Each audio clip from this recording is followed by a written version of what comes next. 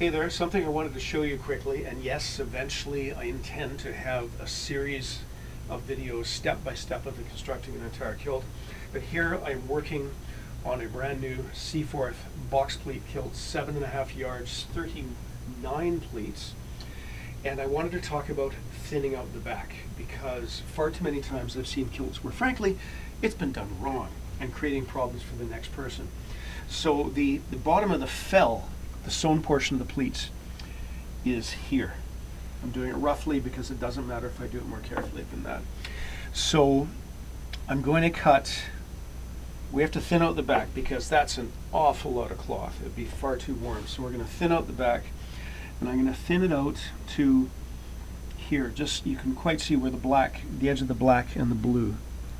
So I'm going to thin it out to there. That I am marking carefully because my scissor mustn't go past that line. I may end a little bit forward, but I can't let it go past that line. At the last pleat, where the buttonhole, see there's the buttonhole. The buttonhole comes through here in this pleat.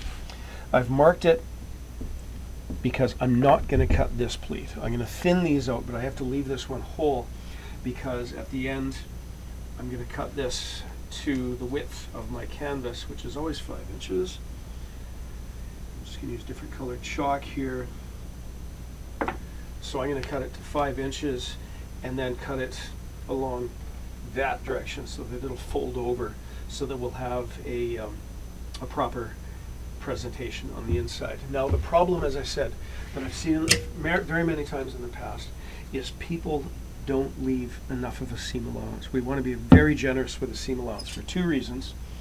One of them is we want this kilt to last a good long time, and to that end it may eventually need to be altered to fit a larger person. It may have to, in the most extreme cases, pull it completely apart, measure for wider pleats, sew it completely up again. And if you haven't left a seam allowance, you can't do that. The second thing is in army kilts where I've seen that there's like an 1/8 or a 1/4 inch seam allowance, that these seams, these aren't strong in tension. And if the canvas isn't done properly, the way I do it, in other words, if the canvas is inadequate, the tension across the back of the pleats communicates itself to these seams. They're not designed to be strong in tension, and if the seam allowance is too fine, they'll pull apart, and the cloth will come apart, and you're hooped at that point because there's nothing you can do to repair that. You might as well throw the kilt away. So as you can see, I've cut with each, and I'm using proper procedure with my scissors. I complete every stroke. I don't go like that because you'll wind up with a flat spot, a dull spot. So I'm not getting any closer to the bottom of the fell than that pencil line, that chalk line. Now, often when you're working with tartan, you have the design of the tartan to refer to. So I'm with each of these, I'm cutting at about at the black line a little bit in, but again, I'm erring on the side of caution. So there we go. Once all of that's cut and I reach the end, in fact, I'm just going to fast forward to here just to show you.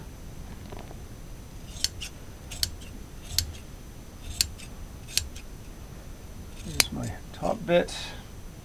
Being very careful that I'm not picking up two layers of cloth, because these scissors are sharp enough to go through 2 layers of cloth, and if it's the wrong 2 layers of cloth, you're in deep doo-doo.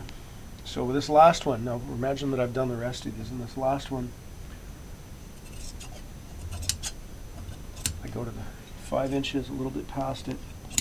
I go to that line, which is, there's my 5 inches because my canvas is going to be here, remember?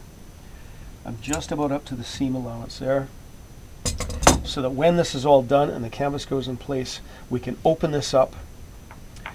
We're hopefully, instead of gaping like that, we'll overlap it just a little bit, so under tension we're not going to see some shirt. But underneath this piece of folded back cloth, that's where the canvas will be. And then when we put the lining in, we've got enough material there so that it's going to look professional and neat. And that also means that if we have to shorten or lengthen the kilt in a minor alteration, do you remember if we take the strap and we move it, I think I have a strap right here, if we take the strap and buckle and move them towards the top of the kilt, we're lengthening the kilt. It'll sit lower on the body. And the reverse, if we need to shorten a little bit, we bring it down towards the hem, and that will raise the kilt because it's changing the relation of the kilt to the natural waist. So leaving this generous piece of cloth like this, you have latitude for plus or minus about 3 inches of alteration. So there we go. Carry on.